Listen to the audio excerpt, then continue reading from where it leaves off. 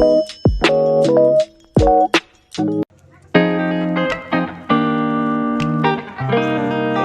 tayo guys sa pangatlo, Pamana Beach. Let's go. Little Boracay. Yung pangatlong destination dito, Boracay Beach. Little Boracay pala. So, may entrance nga lang pala dito, 50 pesos. Pero yun.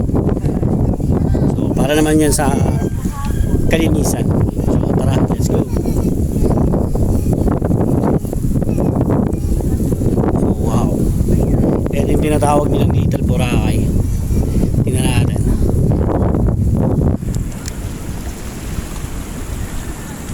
So guys, kaya pala ito tinawag ni Little Boracay. Tingnan nyo kasi yung tubig dun, oh. Tsaka yung buhangin niya, pinong-pino. So ito yung Little Boracay ng Pamana Beach dito sa Humalig, Quezon.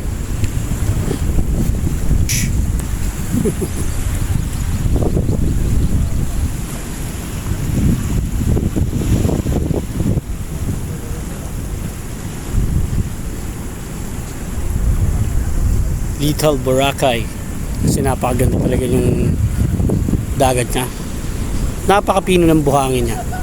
So tingnan natin, try natin bumaba.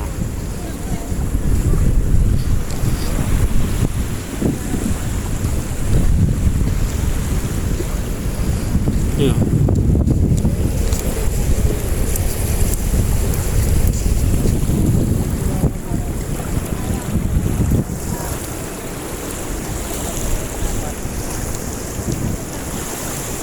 Ito yung pangatlong destination natin. Yan.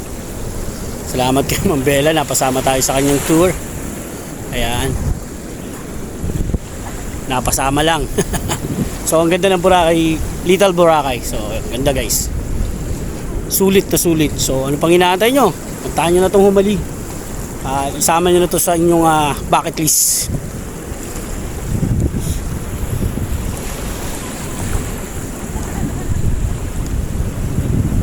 Sarap. Yo mga boss, nandito tayo sa Little Boracay. Let's go. Sobrang ganda yan.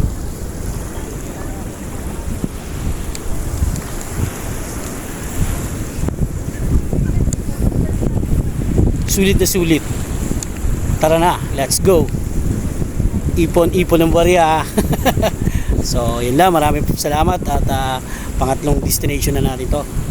So Little Boracay, Pamana Beach. Thank you Humalig. Thank you.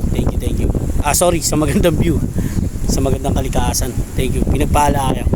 Salamat Humalig. Mga boss, kain tayo, ginutom tayo. Pangatlong isda.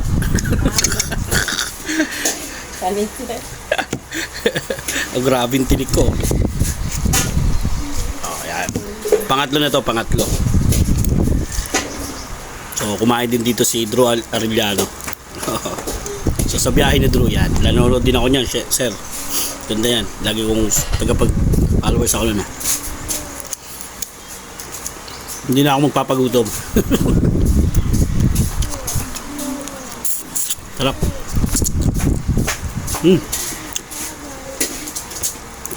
Mga taga rito, anong isda to? Humalig. Ano to sir? Tarasi. Ano po? Tarasi. Tarasi daw. Ayun oh, may gulay pa oh. Only rice dito guys daw, sabi nila nila kuya. Sobra. May gulay pa oh. Ito talaga yung kombinasyon nito eh. Ate, sa pang-isda. Oo. Pang-apat na to guys. So. Ay kahapon nagutom tayo, ayun oh.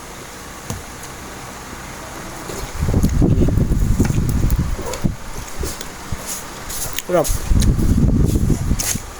Sarap ng gulay. Pati siomay ni ma'am.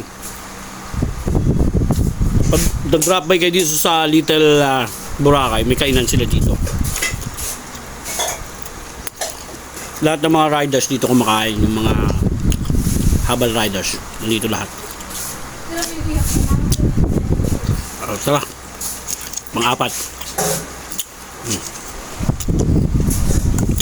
Tara, kain po.